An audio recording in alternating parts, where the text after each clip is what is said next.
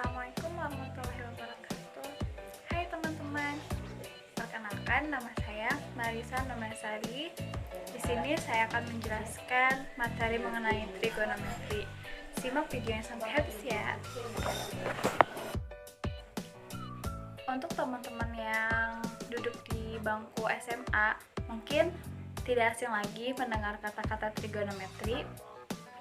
Tapi sebenarnya trigonometri itu apa sih? Jadi, teman-teman, trigonometri itu suatu cabang ilmu dalam matematika yang mempelajari sudut-sudut segitiga seperti kosinus, sinus, dan tangen. Nah, keberadaan ilmu trigonometri ini telah ada saat zaman Mesir kuno dan banyak masalah yang bisa diselesaikan dengan trigonometri.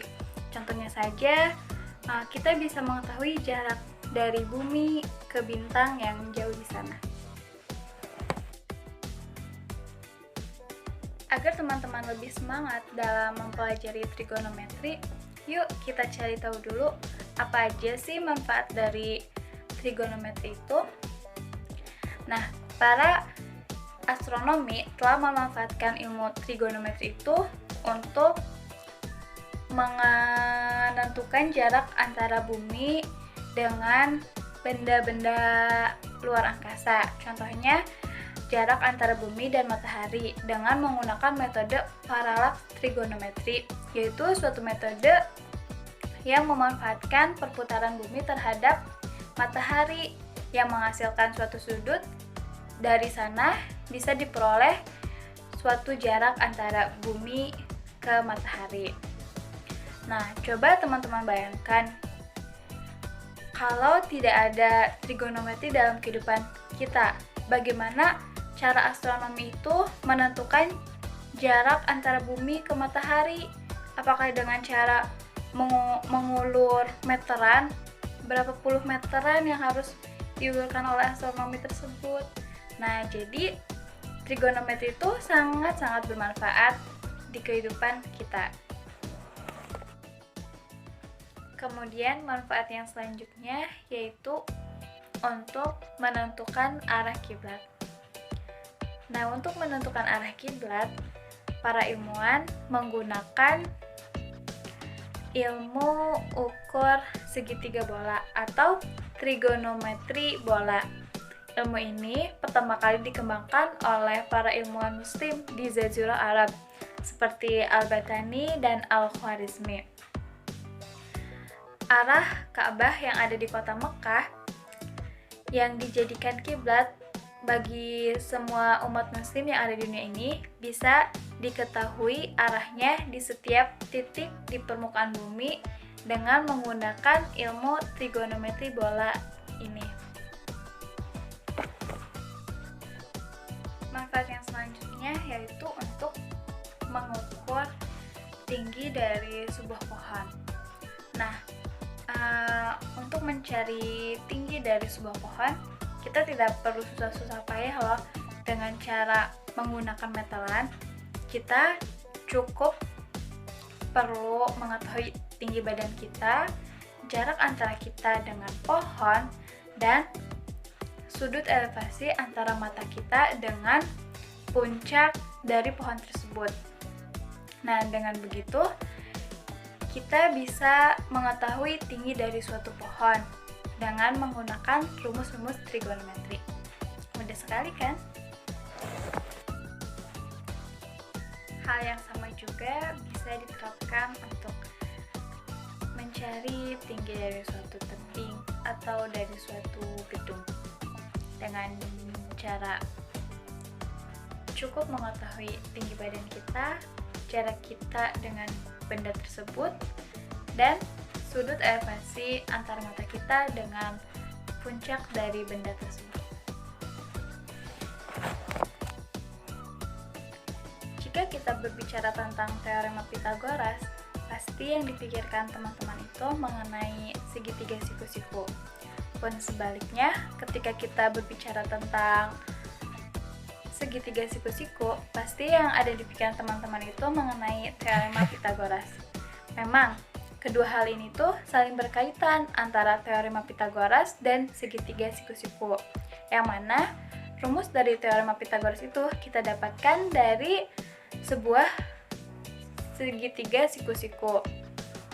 Nah, ketika kita ingin mencari nilai kuadrat dari sisi miring sebuah segitiga siku-siku, caranya yaitu dengan menjumlahkan kuadrat dari dua sisinya yang lain. Nah, di contoh ini kita misalkan sisi miringnya itu C dan sisi lainnya itu A dan B. Maka teorema Pythagoras menyatakan C kuadrat sama dengan A kuadrat plus B kuadrat. Pembahasan yang selanjutnya mengenai perbandingan trigonometri. Nah, jika di suatu segitiga siku-siku itu diketahui nilai dari setiap sisinya, kita bisa mencari nilai sudut dari segitiga siku-siku itu. Ingat saja rumusnya teman-teman, demi sin, sami cos, dan desatan. Jadi, ketika kita ingin mencari nilai sin dari suatu segitiga siku-siku, rumusnya itu demi depan miring, yaitu nilai sisi depan dibagi nilai sisi miring. Dan untuk mencari nilai cos, rumusnya sami, samping miring.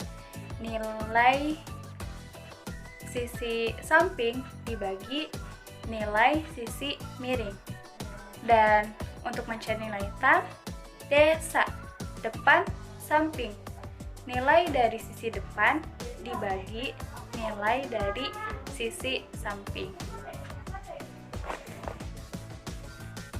Materi yang selanjutnya mengenai identitas trigonometri. Yang pertama itu mengenai kebalikan. Mungkin teman-teman telah familiar dengan nilai sin, cos, dan tan. Sebenarnya ada nilai lain selain ketiga nilai itu, yaitu ada nilai kosekan, sekan, dan kotangan. Yang mana ketiga nilai ini tuh merupakan kebalikan dari nilai sin, cos, dan tan. Untuk mencari nilai tan, kita bisa menggunakan perbandingan, yaitu perbandingan dari nilai sin dan cos. Jadi, tan itu bisa diperoleh dari sin per cos. Teman-teman masih ingat kan mengenai teorema Pythagoras yang tadi dibahas lebih dulu? Nah, jika dari teorema Pythagoras ini kita bagi dengan C kuadrat, maka hasilnya A kuadrat per C kuadrat plus B kuadrat per C kuadrat sama dengan C kuadrat per C kuadrat. Yang mana A per C itu kan demi itu nilai dari sin, berarti sin kuadrat. Nilai dari B per C itu sami, yaitu cos, berarti cos kuadrat, dan hasil dari C kuadrat per C kuadrat itu 1. Jadi sin kuadrat plus cos kuadrat sama dengan 1. Dan jika kita bagi dengan cos, maka sin per cos sama dengan tan, cos per cos sama dengan 1, dan 1 per cos sama dengan sekan. Jadi didapat tan kuadrat X plus 1 sama dengan sekan kuadrat. Dan jika kita bagi dengan sin, maka diperoleh sin per sin 1 cos kuadrat per sin kuadrat sama dengan kotangan S, dan 1 per sin kuadrat sama dengan kosekan kuadrat X.